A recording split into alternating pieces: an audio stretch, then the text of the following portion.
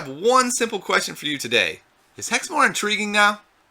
For those of you who don't know what I'm talking about, Hex just settled its lawsuit with the makers of Magic the Gathering, leaving them free and clear to go ahead and pursue Hex in all its greatness.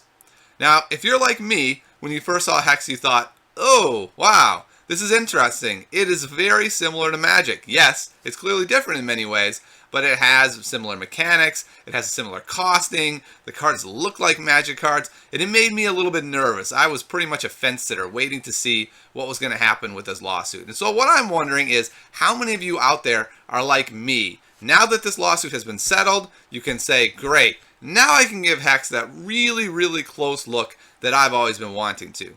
And I have to say, for me personally, knowing that there is a $100,000 tournament on the line makes me all the more interested in Hex. There just aren't that many of these little companies that are able to put up these kind of prize funds. Of course, Hearthstone is able to do this, but you have a game like, say, SoulForge, which just had a world championship with a multi-$1,000 prize, but that's nothing compared to $100,000. So I know I, for one, will give it a closer look over the next several weeks. I was talking to a friend of mine, Infamous Neo, who was among, one of the gods of Hex, and he was telling me about all the cool new things that are going on with Hex. I opened it up myself. It looks much better now. It looks more polished. There are now player versus environment modes that are free to play, which is a great start of moving in that direction of having more options. There's another PvP mode that's similar to the Hearthstone Arena.